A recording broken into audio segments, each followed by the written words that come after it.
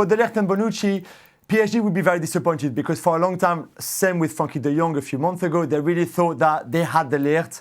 It seemed that Mino Raiola and De Ligt were both very happy to go to Paris. That has changed, and clearly Juventus are very much in the driving seat now, and I think it's down to details, but Matthijs de Ligt will be a Juventus player, which means that you're right, maybe Leonardo Bonucci will go the other way to Paris. Listen, he's still a top defender. I was very disappointed with the season he had at Milan.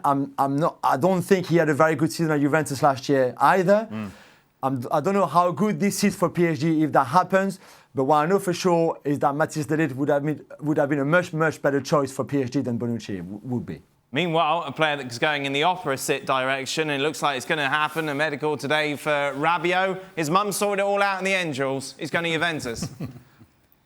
Oh yeah, Veronique has done the job. We wondered last week as well what she'd been doing for the last 6 months. Well, it's Juventus. His contract with PSG finishes tonight at midnight.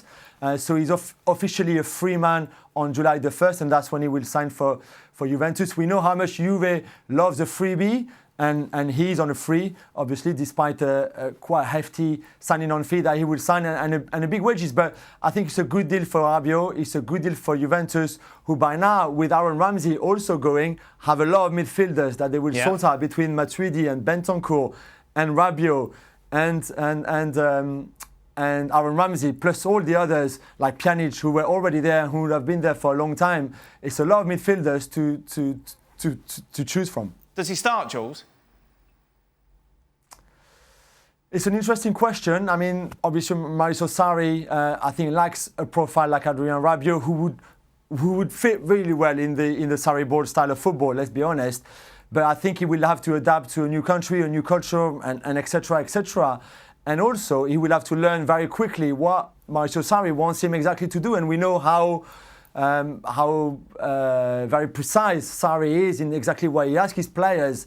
So it would be interesting to see how long Rabiot takes to adapt to Juventus and to Sarri. Jules, you mentioned it before. Juve love a freebie, and you can see over the last few seasons that personified in the sort of signings that they've made. Rabiot and Ramsey, the latest, a long list of free transfers. Why are Juve good at this? Why are people choosing to go to Turin over other clubs when they come to the end of a contract?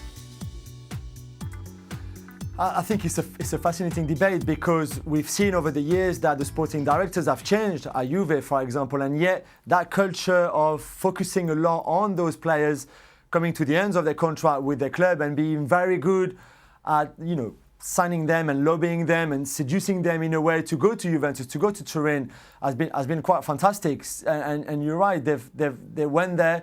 And all of them are quite different. For Paul Pogba, for example, who was so young at the time at Manchester United, it was the way of, you come to us and we're going to turn you into a world-class player and you're going to play a lot, although you're only 19 years of age.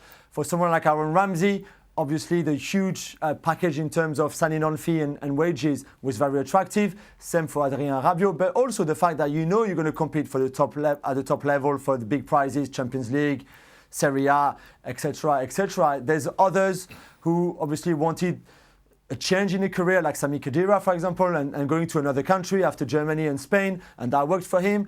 I think they're very good at positioning themselves and offering what the players who are at the end of their contract are looking for, something different, something new.